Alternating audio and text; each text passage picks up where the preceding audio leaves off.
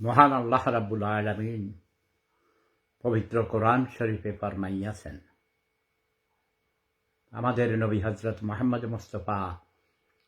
মুস্তাফা সাল্লাল্লাহু আলাইহি সাল্লামের মাধ্যমে মানব জাতিকে হেদায়েত করার জন্য তিনি পাঠিয়েছেন এবং বলেছেন, হে আমার বান্দাগণ। আল্লাহ বলেছেন নবীজির কাছে, নবীজিকে বলেছেন, তুমি আমার বান্দাদেরকে এই খবর পৌঁছিয়ে দাও। কি বলেছেন? বলেছেন, আমি তোমাদেরকে সৃষ্টি করেছি শুধু আমার ইবাদত করিবার জন্যে।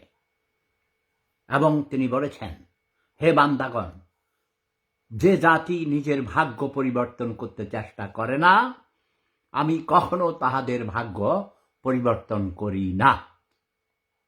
এবং যে লোক নিজের ভাগ্য পরিবর্তন করার চেষ্টা করে, সে এক পাও যদি আগায়, আমি তাকে আরো 3 পাও আগাইতে সহযোগিতা করি। এ পাও বলতে স্টেপ বোঝানো হয়েছে। কেউ যদি 1 গজ সামনে যায়, মহান আল্লাহ রাব্বুল আলামিন তাকে আরো 3 গজ সামনে যাওয়ার তৌফিক দান করেন। আর এই বাঙালি অথর্ব জাতি, কিছু ধর্ম ব্যবসায়ী, ভণ্ড মূর্খ ছোট লোক, যেইখানকির পোলারা পোলাপন দেয়, মাগি চোদে, এই ব্যবসার পোলারা।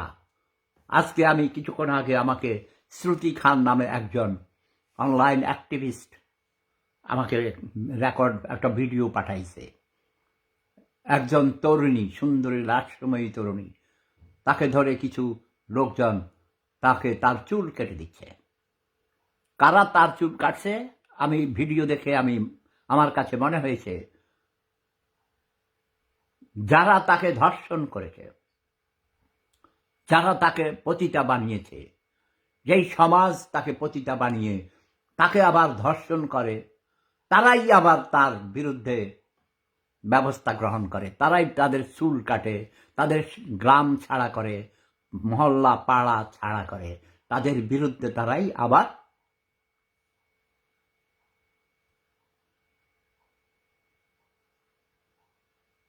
জনমত গড়ে তোলে। এবং উৎসাহী জনগণ দেখলাম তালি দিতে আছে, ধরে তার মুখ চেপে ধরে রেখেছে, তার চুল কেটে দিচ্ছে, তাকে অসম্মান করছে। তোমরা দেখেছো কয়েক বছর আগে পাপিয়া নামে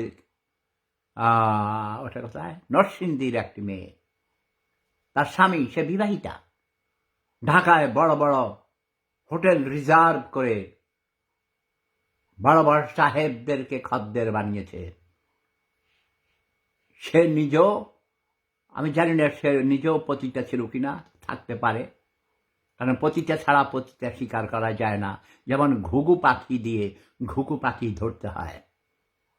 মোসাম্মত মুক্তা খাতুন, আমার প্রিয় ভাবি সারা আলী ভাবি, সবাইকে স্বাগতম, শুভেচ্ছা।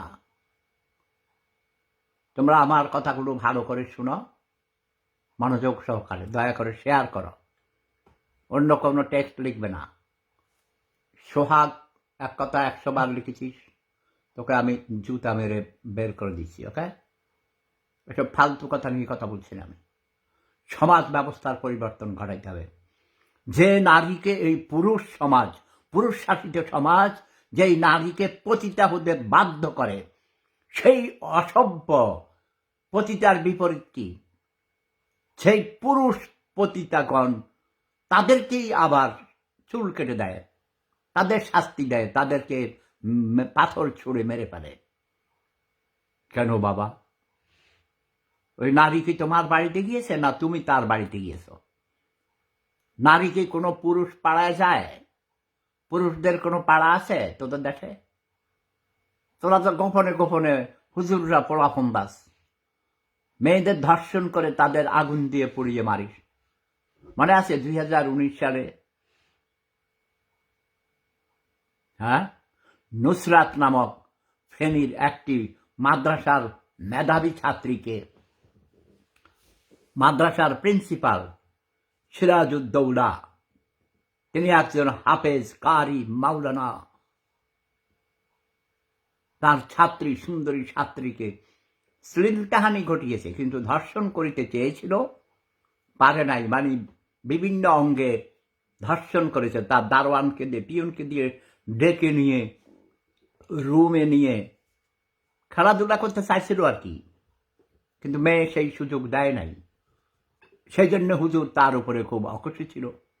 তারপর সে তার মা বাবাকে বলেছে, তার বাবাও একজন মাওলানা সাহেব, নোয়াখাইল্লা হেনির বেড়া।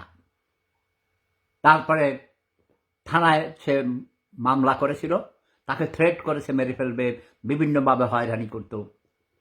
মেয়েটা ক্লাসে ফার্স্ট গার্ল ছিল, অত্যন্ত মেধাবী, অপূর্ব সুন্দরী, রূপসী তন্নী। সেই মেয়েটাকে পরে তার ছাত্র ছাত্রীদেরকে দিয়েই, মেয়েটার ক্লাসমেটদেরকে দিয়ে সেই হুজুর, সেই মাওলানা, সেই প্রিন্সিপাল মেয়েটিকে ছাদের উপরে নিয়ে পুড়িয়ে, পেট্রোল ঢেলে দিয়ে, কেরোসিন গায়ে ঢেলে দিয়ে, তার ওড়না দিয়েই তার হাত পা বেঁধে রেখেছে, তাকে পুড়িয়ে হত্যা করেছে। প্রায় ৬-৭ দিন ঢাকাতে নিয়ে যাওয়া হয়েছিল বার্ন ইউনিটে। মেয়েটির চিৎকার আমি শুনেছি,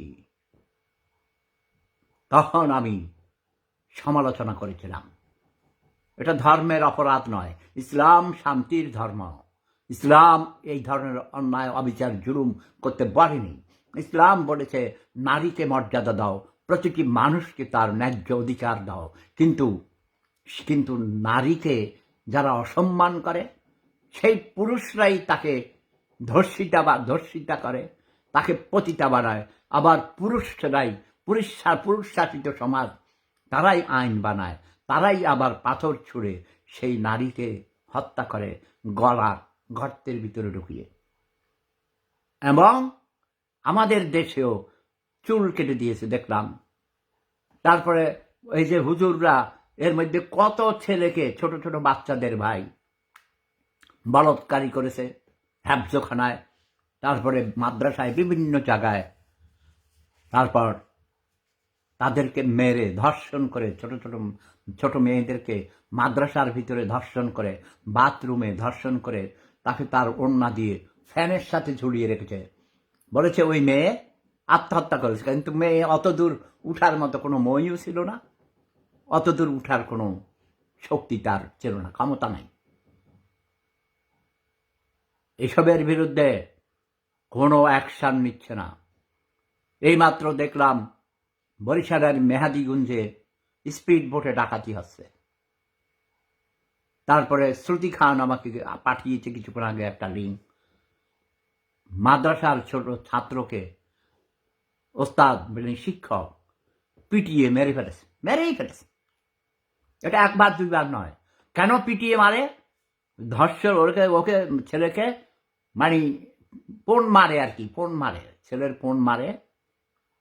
আমাদের দেশে হোলা হুন্দায় হুজুরে, তখন হোলায় যখন কই দেয় মা বাবার কাছে, কারো কাছে, তখন হোলারে হিডি মারিয়ে দেয়। কথা বলছেন নাই? নোয়াখাইলা কথা ভাই, আমরা কুমিল্লা শাহরাস্তি নোয়াখাইলা কথা কেউ, এটা নোয়াখাইলা কথা বলি নেই। আপনাকে শুদ্ধ ভাষায় বলে আপনারা বলৎকারী করেন, হুজুররা পোলা বলৎকারী করে, ছেলেকে মেয়েদের ধর্ষণ করে, তারপরে ছেলেদের বলৎকারী করে। সুন্দর ভাষায় আমগো দেশে কয় মাইয়ারে হুন্দায়, মাইয়ারে সোদে, আর পোলারে হুন্দায়। এসব বন্ধ করার খানকির ধর্মের, এটা ধর্মের শিক্ষা নয়, কোরআনের হাদিসের শিক্ষা নয়। আমাদের নবীজি কখনো পোলাপন দেয় নাই। হুজুররা পোলাপন দেয়, হুজুরদের শাস্তি হলো নুনুর গোড়া কেটে দিতে হবে। যারা নারী ধর্ষণ করে, মেয়েদের ধর্ষণ করে, তাদের নুনুর গোড়া কেটে দিতে হবে। এই যে আমার প্রিয় ভাগিনা এসে গেছে, আজকে আমার এলাকায় সব 80%, 90% ড্রাগ অ্যাডিক্ট হয়ে গেছে। ছেলে মেয়েরা শিক্ষকদের সম্মান করে না, এলাকার ময় মুরব্বীদের সম্মান করে না। আমার প্রিয় দুলা ভাই, যাকে আমি আজ মিস করি, আমার চাচা জ্যাঠা, আমার বাবা, এলাকার মামা মুরব্বীরা, যারা বাজারে গেলে পথে ঘাটে দেখলে আমরা সালাম করতাম, রাস্তা ছেড়ে দিতাম। আব্দুল খালেক মজুমদার, মরহুম আব্দুল খালেক মজুমদার চেয়ারম্যান ছিলেন, পাকিস্তান আমলে তিনি আর্মির অফিসার ছিলেন। তার ছেলে মেয়েরা বেশিরভাগ জন্ম হয়েছে লাহোরে, পিন্ডিতে, করাচিতে। তারপরে রিটায়ার করে তিনি দেশে এসে তিনি বিডি মেম্বার হয়েছিলেন আইয়ুব খানের সময়। শাসন ছিল। যখন দেখত আব্দুল খালেক মজুমদার সাহেব, আবুল বাসার হেডমাস্টার সাহেব, চেয়ারম্যান, তারা আসতেছে, সচিবেড়া বাজারে অথবা শোরশাক বাজারে পথে ঘাটে, ভাই ভয়ে সব পালাইতো। আমি পালাইতাম না, কারণ আমি নির্দোষ, আমি ফার্স্ট বয় ছিলাম, আমাকে সবাই আদর করতেন। আব্দুল খালেক মজুমদার সাহেবের মতো সমাজকর্মী, সমাজসেবক, বিদ্যুৎসাহী, শিক্ষানুরাগী, রাগী, এলাকায় উন্নয়ন, আজ তিনি বেঁচে থাকলে, শুয়ে শুয়ে থাকলেও আমি যেসব প্ল্যান দিতাম ছোটবেলায়, তিনি সেগুলো শুনতেন। আমাকে বলতো, আপনি করে বলতো, আমাদের দেশে শালাদেরকে আপনি করে বাড়ে, বয়সে ছোট হইলেও আমাকে বুকে জড়িয়ে ধরতেন, অনেক আদর করতেন। একবার আমাকে তার বাড়িতে আমি গেছিলাম, ওই যে আমার বড় ভাগিনা খোকন, সে আমার ভাগিনা আবার বন্ধুও ছিল। আমরা একসাথে এসএসসি পরীক্ষা দিয়েছি সচিবাড়া হাই স্কুল থেকে। তো আমি গেছি, এবারে আমার আপা রাবিয়া আপা কয় যাইও না ভাইয়া, আজকে থাকো। তারপরে পুকুরের থেকে ভাই জাল ফেলে খোকন আরো কারা কারা কাজের লোক যাইয়া পুঁটি মাছ, বড় বড় পুঁটি মাছ ধরছে, সেগুলো আমার আপা রান্না করেছে, তাজা তাজা পুঁটি মাছ ফ্রাই করছে, একেবারে টাটকা, দোপেঁয়াজি করেছে কাঁচামরিচ পেঁয়াজ দিয়ে, এখনো আমার জিহ্বায় ভেঙে আছে। খালেক মজুমদার সাহেব সহ এক টেবিলে আমরা খেয়েছি, সারা রাত একসাথে ছিলাম এক বিছনায়। কিন্তু আমি দূরত্ব বজায় রেখেছি, মুরব্বী মানুষ, যদি হাত পাও লাগিয়া যায় গায়ে, সকালবেলায় ঘুম থেকে উঠা কোন সময় আমি যাবো ভাই। মানে এটা বুঝাইতে চাইছি, সিনিয়রদের, মুরব্বীদেরকে আমরা কত সম্মান করেছি। শিক্ষক, পাড়ার মুরব্বী হোক তিনি কেউ না, দাড়ি পাকা, বয়সে বড়, বাপ চাচার মতো, মামাদের, আমার মামার বাড়িও পাশের বাড়ি। এই যে মজুকে জিজ্ঞেস করো, এই মজু তুমি আসো, ভয় পাও কেনা? তোমার আমি বলি যে তোমার বাবা আব্দুল খালেক, বলি মনে করি আমি মুক্তিযোদ্ধা না হয়ে রাজাকার হলেই ভালো ছিল। দেশ স্বাধীন করে কি ভালো হয়েছে? কিসের স্বাধীন হয়েছে? দেশ স্বাধীন হয় নাই। আমার ইয়েটা কই, হেডফোনটা কোথায়? ইয়াস, আমি জোরে কথা বললে আমার প্রতিবেশীরা আলোচনা শব্দ যায় তো উপরে নিচে, তিন পাশে ভাষা। সেখানে আজ ছাত্রছাত্রীরা শিক্ষকদের কলার ধরে নামিয়ে দিচ্ছে, থাপ্পড় দিচ্ছে, জোরপূর্বক পদত্যাগ করে বাধ্য করেছে। কলেজের কয়েকটা আমি দেখেছি হেডমাস্টার, হেডমিস্ট্রেস অনেকে হার্ট ফেল করেছেন, মানে হার্ট ফেল করেছে মানে সাথে সাথে মারা গেছে, অজ্ঞান হয়ে গেছে। আজ খালেক মজুমদারের মতো প্রশাসক, যদি আব্দুল খালেক মজুমদার সাহেবকে আমরা বাংলাদেশের প্রেসিডেন্ট বানিয়ে দিতে পারতাম, ডক্টর ইউনূসের থেকে 1000 গুণ বেশি চালাইতে পারতো, ভালো চালাইতে পারতো। আবুল বাশার স্যার থাকলে তিনিও পারতেন, প্রাইম মিনিস্টার হওয়ার যোগ্যতা রাখতেন। তিনিও আলিগড় ইউনিভার্সিটিতে লেখাপড়া করেছেন, শেখ মুজিবুর রহমান থেকে অনেক সিনিয়র ছিলেন। শেখ মুজিবুর রহমান দেশ প্রেমিক ছিলেন, একজন ভালো বিপ্লবী ছিলেন, দেশকে ভালোবাসতেন, দেশের মানুষকে ভালোবাসতেন, কিন্তু তিনি দুর্বল প্রশাসক ছিলেন। যেটা দরকার, আমাদের দরকার একজন কঠিন কঠোর প্রশাসক। শেখ হাসিনা তার বাবার চেয়ে অনেক ভালো প্রশাসক ছিলেন, কিন্তু তিনি দুর্নীতিকে প্রশ্রয় দিয়েছেন। তিনি নিজেও দুর্নীতি করেছেন, দিনের ভোট রাতে ভোট ডাকাতি করেছেন, মানুষের গণতান্ত্রিক অধিকার, মৌলিক অধিকারগুলো খর্ব করেছেন, তিনি স্বৈরাচারী হয়েছেন। তাই তাকে আমি শব্দ বোমা মেরেছি। আমি অনুরোধ করব, আমার প্রিয় হাঁটু আপা, তোমাকে অনেক ভালোবাসি, শ্রদ্ধা করি, জাতির পিতাকেও শ্রদ্ধা করি, যার ডাকে আমি মহান মুক্তিযুদ্ধে ঝাঁপিয়ে পড়েছিলাম। কিন্তু মুক্তিযুদ্ধের চেতনার নামে তোমরা বাণিজ্য করেছ, লুটপাট করেছ, দেশের উন্নয়নের নামে উন্নয়ন যতটুকু হয়েছে তার থেকে 1000 গুণ বেশি দুর্নীতি করেছে তোমার লোকজন, সেজন্য তুমি দায়ী। কোন স্কুল ভালো না চললে আমরা হেডমাস্টারকে দায়ী করব।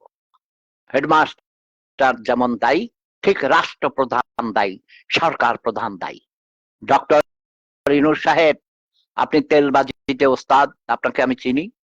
কালকেও আপনাকে নিয়ে ভিয়েনাতে আমার ডাক্তার, স্পেশালিস্ট ডক্টর আপনার নাম জানে, কিন্তু আপনার কর্মকাণ্ডে ওনারা দেখেন সবকিছু, আমাকে মানে হ্যাপি হয় নাই। বলেছে এই লোকটাকে আমি অনেক শ্রদ্ধা করতাম, সে মাইক্রো ক্রেডিট নিয়ে কাজ করে। যদি আপনি বলেন you are the pioneer of micro credit, this is completely wrong. false. You are a great liar. You are not the pioneer of microcredit. বাংলাদেশে যদি কাউকে পায়োনিয়ার অফ মাইক্রো ক্রেডিট বলা হয়, তিনি Mahbub Alam Chashi. You are nothing, you are his servant. Okay, আমি আপনাকে training দিছি হাতে কলমে।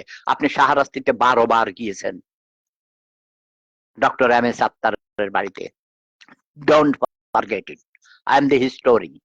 আমি জেনে শুনে কথা বলি। You are nothing, you are nothing other than a flatterer. আপনি আমেরিকান সাম্রাজ্যবাদের পদলেহী কুত্তা। আমেরিকান সাম্রাজ্যবাদ একচেটিয়া পুঁজিবাদের দালাল, চাটুকার। আমাদের দেশের গরিব মহিলাদের টাকা আত্মসাৎ করে, লুটপাট করে, রক্ত শোষণ করে আপনি ক্লিন্টনের চ্যারিটি অর্গানাইজেশনে কোটি কোটি টাকা দান করে আপনি পত্রিকায় নাম ফুটেছেন। পৃথিবীতে প্রতি বছরেই শান্তিতে নোবেল পুরস্কার হয়। আমি শান্তিতে নোবেল পুরস্কার কমিটির সবচেয়ে সিনিয়র মোস্ট মেম্বার। আমি 3 বার আপনার নাম লাল কালি দিয়ে কেটে দিয়েছিলাম। শুধু আমার পরম শ্রদ্ধাভাজন শিক্ষক, আমার গুরু সিরাজুল আলম খান দাদার অনুরোধে আপনাকে আমি, এই যে দেখুন, আমার পরম শ্রদ্ধাভাজন শিক্ষক, আমার রাজনীতির গুরু, দ্বিতীয় গুরু সিরাজুল আলম খান দাদা। প্রথম গুরু ছিলেন মরহুম কমরেড বিএম করিমুল্লাহ। এই তোমরা কি দেখতে পাও? নতুন প্রজন্ম সিরাজুল আলম খানকে চিনে না, নামও শুনে নাই ভাই। এর জন্য দায়ী জাতির জনক বঙ্গবন্ধু শেখ মুজিবুর রহমান এবং আওয়ামী রাজাকাররা। আওয়ামী রাজাকাররা, আওয়ামী লীগের, এই মজুদ তুমি সাক্ষী। বলো আমার এলাকায় আওয়ামী লীগের কোন লোকজন মুক্তিযুদ্ধে গেছে? কত পার্সেন্ট গেছে? দেশ স্বাধীন হওয়ার পর তারা আইছে। আমার আপন মায়ের পেটের ভাই নুরুল ইসলাম মজুমদার মুজিব বাহিনীর কমান্ডার হয়েছে দেশ স্বাধীন হওয়ার পর। আমার সাথে সে 12ই ডিসেম্বর ভারত থেকে এসেছে। আমার ভাই খোকন ছিল, আরো অনেক, সুচিবাড়া হেদায়তুল্লাহ, মোতালেব সহ আরো অনেকেই ছিল, মোট 17 জন ছিল। কিন্তু সে আইসা হয়ে গেছে মুজিববাদের কমান্ডার। আমি 6 মাস যুদ্ধ করার পর উচ্চতর প্রশিক্ষণ নিতে আগরতলা গেছি। আমি হয়ে গেছি আব্দুল। এখন তার ছেলে, বড় ছেলে মহসিন, পাশের বাড়ির এক ছেলে নুরু হাফেজের ছেলেকে বলে, আব্দুল আহাদকে বলে সেফুদা হয়েছে ভুয়া মুক্তিযোদ্ধা। বাট যারা আমার শত্রু, আমি বলি যুদ্ধের সময়ে মুক্তিযুদ্ধের বিরোধিতা করেছে, যেমন আব্দুল খালেক মজুমদার সাহেবের, তিনি মুক্তিযোদ্ধা, তিনি রাজাকার হন নাই। এটা আমি বারবার বলেছি। তারা মুসলিম লীগ করতেন। এই আব্দুল খালেক মজুমদার সাহেবের বন্দুক ছিল প্রাইভেট। আমি বলেছি যে ভাই সাহেব, আমরা তো বন্দুক আছে, আমরা তো ওই কচু গাছের ঢাল, বড় বড় ঢাল কচু গাছের আছে না, ডোগা, বন্দুকের মতো দেখা যায়। আমাদের পশ্চিম পাড়ার সেনাবাহিনীতে চাকরি করতেন বশিরুল্লাহ ভাই, তাকে নিয়ে এসেছি। আরো কয়েকজন সেনাবাহিনীর লোকজন ছিল। তারপরে মরহুম আমাদের প্রাক্তন চেয়ারম্যান আব্দুল খালেক মজুমদার সাহেবের মেয়ের জামাই তানু, আমার প্রিয় ভাগ্নি, অপূর্ব সুন্দরী। ওরা সবাই ভাই বোনগুলি খুব সুন্দর। তারপরে তানুর জামাই সেনাবাহিনীর রিটায়ার্ড কর্মকর্তা ছিলেন।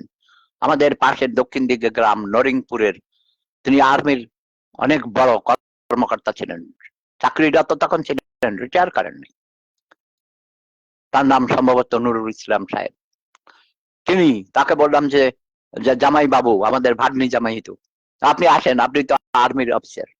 তারপরে উনি এসে ট্রেনিং দিয়েছেন। সেনাবাহিনীর রিটায়ার্ড বা ছুটিতে ছিল কেউ কেউ, তারা ট্রেনিং দিয়েছেন।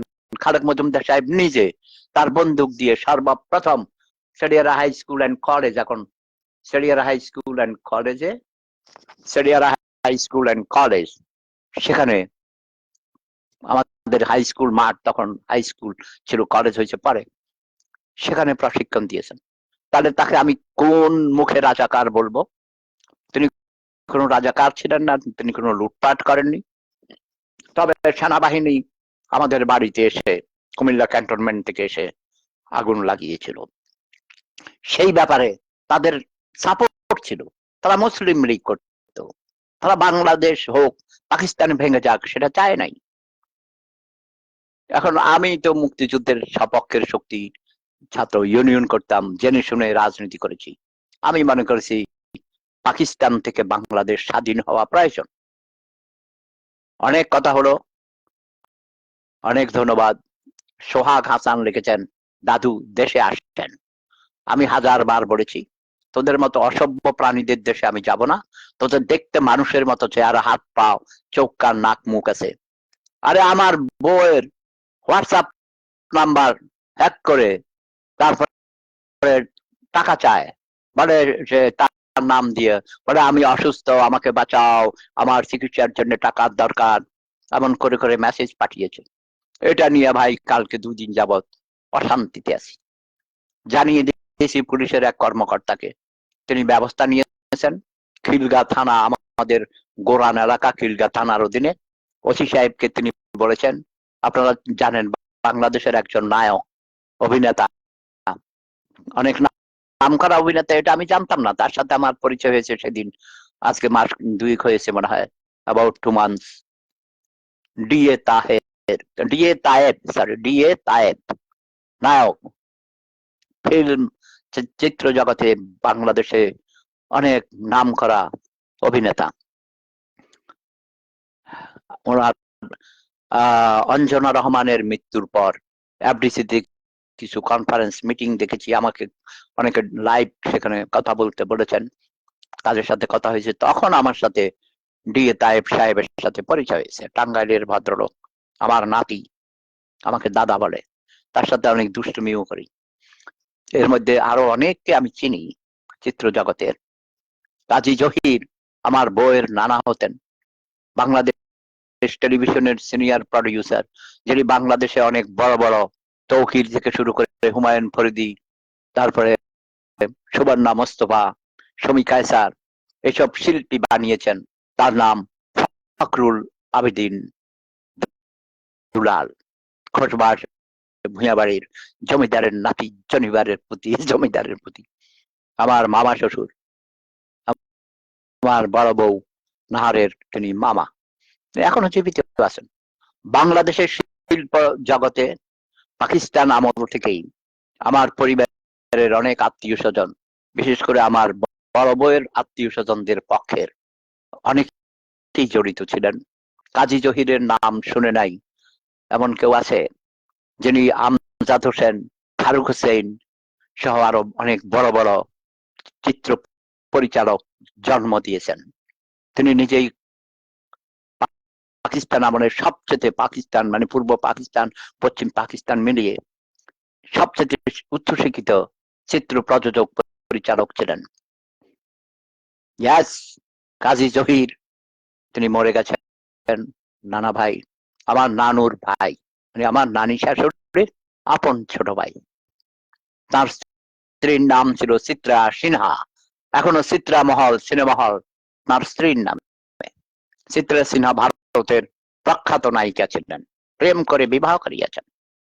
তার নাম 5 অক্ষরে, চিত্রা সিনহার নাম 5 অক্ষরে, তার সিনেমা হলের নাম 5 অক্ষরে। তিনি 5টা ছবি নির্মাণ করেছেন 5 অক্ষরে, যেমন বধূ বিদায়, আরো কি কি বধূ বিদায় ছবি আমি দেখেছি। তারপর তোমার এই নটরডেম কলেজের ইংলিশের প্রফেসর ছিলেন তিনি। মূলত তিনি ভারতবর্ষ থেকে তার পূর্বপুরুষরা তাড়া খেয়ে, হিন্দুদের তাড়া খেয়ে তৎকালীন পূর্ব পাকিস্তানে চলে আসে 47 সালের দেশ বিভাগের সময়, অথবা তারও আগে। যেমন করে আমাদের দেশের হিন্দুরা পূর্ববঙ্গ থেকে চলে গিয়েছে পশ্চিমবঙ্গে, বেশিরভাগ আগরতলায় গেছে আমাদের এলাকার কিছু। ইয়াস, আমাদের সরষা গ্রামে, সেরিয়ালা গ্রামে একটা সুতার বাড়ি ছিল। হিন্দু গ্রামের মেজরিটি পিপুল ছিল হিন্দু, হিন্দু পাড়া, একেবারে সেই রাগুইল মানে বাঘের মাথা থেকে শুরু করে যেটা আমার কলেজ বাড়ি, সেটা কিন্তু সরষা মৌজায় হিন্দু বাড়ি ছিল।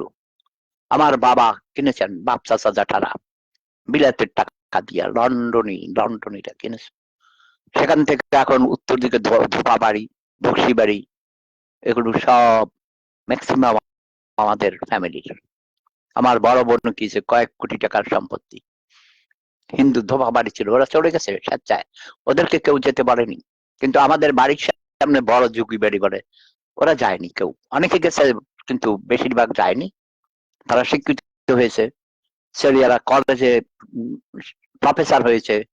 একটি আমার ভাগ্নি আমাদের, আমার মাকে মা ডাকতেন, যদুবাবু, যদুবাবুর ছেলের বউ উচ্চশিক্ষিত হয়েছে।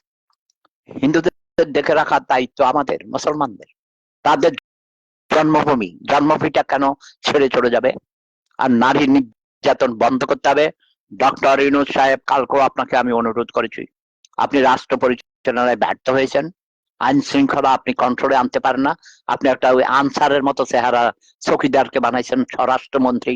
দয়া করে আপনি তাকে পাঠাইয়ে দেন ভাই, রিটায়ারমেন্টে পাঠাইয়ে দেন। এসব ইনভ্যালিড মাল, আপনি নিজেও ইনভ্যালিড, এসব ইনভ্যালিড মাল দেরকে বিদায় করে দেন। নতুন প্রজন্মের মুক্তিযোদ্ধারা নেতৃত্ব দিবে, নতুনদের স্বাগতম জানাই। আমি ঘুম ভাঙানিয়া পাখি, আমি এসেছি তোমাদের সবার ঘুম ভাঙাতে, রঙিন আলোয় ভুবন রাঙাতে। উঠো উঠো, জেগে উঠো সবাই, আমি ঘুম ভাঙানিয়া পাখি। আমি এই কবিতাটা লিখেছি, তখন আমি লিখতে জানতাম না, মুখে মুখে বলেছি। অনেক আগে আমার বড় বোনকে লিখতে বলেছি, আমার বড় বোনও মরে গেছেন, তিনিও হজ করেছেন, হাজি ফজিলাতুন্নেসা। ছোট বোন আমিরের নেসা, সেও হজ করেছে। দুই বোন একসাথে হজ করেছিলেন। করোনা ভাইরাসের সময় দুই বোনই 4 মাসের ব্যবধানে চলে গেছেন। বড় ভাই শামসুল হুদা মজুমদার ছিলেন, তাকে মেরে পানিতে ফেলে দিয়েছে, বলা হয়েছে তিনি উজু করতে গিয়ে পড়ে মরে গেছেন। এটা মিথ্যা। তাকে ঘুষি মেরে পাকা ঘাটে ফেলে দিয়েছিল, মাথায় আঘাত আছে, তিনি পানিতে পড়ে গেছেন। আর 87 বছর বয়স, রিটায়ার্ড হেডমাস্টার, একজন প্রকৃত মুক্তিযোদ্ধা ছিলেন, মুক্তিযুদ্ধের সংগঠক ছিলেন, অন্যায়ের প্রতিবাদ করতেন, রাজাকারদের রাজাকার বলতেন। তিনি ছাত্রলীগের জন্ম থেকে এবং আওয়ামী লীগের জন্মের সাথেও জড়িত ছিলেন, মনে প্রাণে একজন আওয়ামী লীগার ছিলেন। আমি বলতাম যে আওয়ামী লীগ পচা, আওয়ামী লীগ ভালো না, আমার বাড়িতে রাস্তা করে দেয় নাই, তখন আমার উপরে উল্টা আমাকে বকা দিতে, বুঝছো? আমি বলেছি আওয়ামী লীগ যদি আপনি করেন, আপনাকে কোনো টাকা পাঠাবো না। টেলিফোন করলে, মিয়া ভাই কেমন আছেন, আসল কথা বলো, আসল কথা ক, আসল কথা কি? টিয়া হাডা, টিয়া হাডা। আর এই মানুষকে নিয়ে আওয়ামী লীগের জন্য জায়গা জমিন বিক্রি করে, ভাই বিশ্বাস করেন, তার ছেলে একটা ফ্যাক্টরি দিছিল শোষাক বাজারে, বাজার সেই ফ্যাক্টরি উপরে বিক্রি করিয়া মানুষের খাওয়াইতো, মিষ্টি খাওয়াইতো, কিন্তু আওয়ামী লীগের ভোট দিবে তোমরা, আওয়ামী লীগ জয় বাংলা বলো। তারপরে খালেক মজুমদারের ভাগিনা, এদেরকে দেখলে কইতো এই রাজাকার, তোকে বাবা রাজাকার ছিল, এগুলো দুষ্টমি করতো। কিন্তু ভাই সবসময় রাজাকার করলে কি আর ভাল লাগে? এটা তো একটা গালি, তাই না? আমি বলি, খালেক মজুমদার সাহেব মুক্তিযোদ্ধাদের থেকেও এলাকার উন্নয়নের জন্য তার অবদান সবচেয়ে বেশি।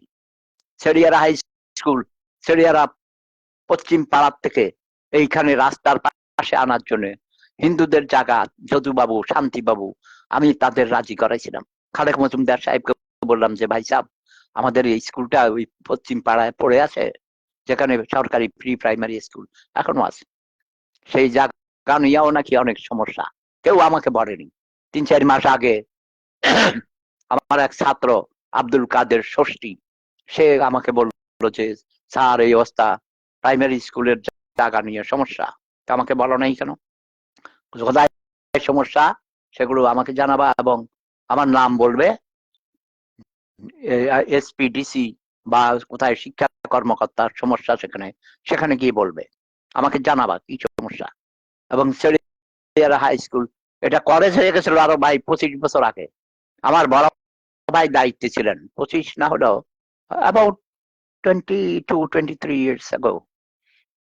আমি কারণ কুমিল্লা বোর্ডের চেয়ারম্যানের শালা ডক্টর মাসুদ কামাল, এখনো সে তো আরো অনেক উপরে চলে গেছে, এই ভিয়েনাতে 6 মাস কোর্স করেছে, আমার বাড়িতে ছিল, জাতিসংঘের কোর্সে আসছিল।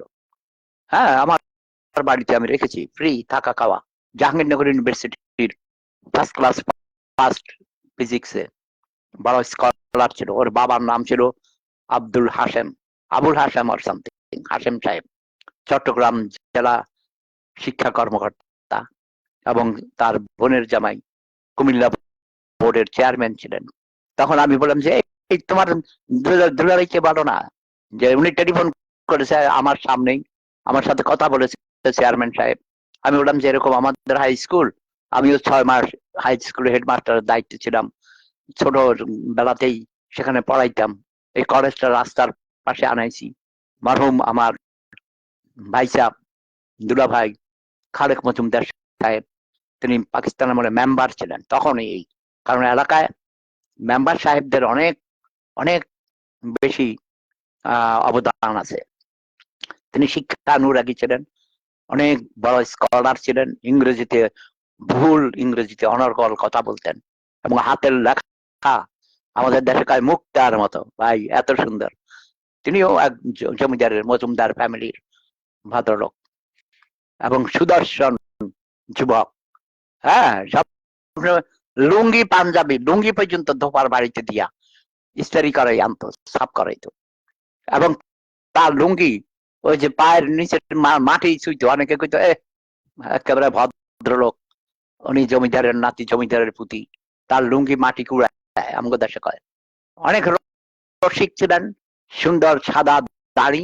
এই যে এখন আপনারা দেখেন ছবি, মুজিবুল হক মজুমদার, তার দেখে আমি প্রথম দিন তো চমকাইয়া উঠছি, ভিডিও কল দিছিলাম। আমি কারে খালেক মজুমদার সাহেব কোথা থেকে আসলো, ওর বাপের মতো চেহারা পেয়েছে। তো অনেক কথা বললাম, সবাই ভালো থাকুন, সুস্থ থাকুন। আমি এই মুহূর্তে বলছি, আমি মুক্তিযোদ্ধা না হয়ে রাজাকার হলে ভালো ছিল। বাংলাদেশ হওয়াতে এদেশের মানুষের কারোই ভাগ্য পরিবর্তন হয় নাই। জানমালের নিরাপত্তা যে দেশে নাই, ওই দেশের স্বাধীনতার গোষ্ঠী চুদি, স্বাধীনতার গোষ্ঠী চুদি। মায়ের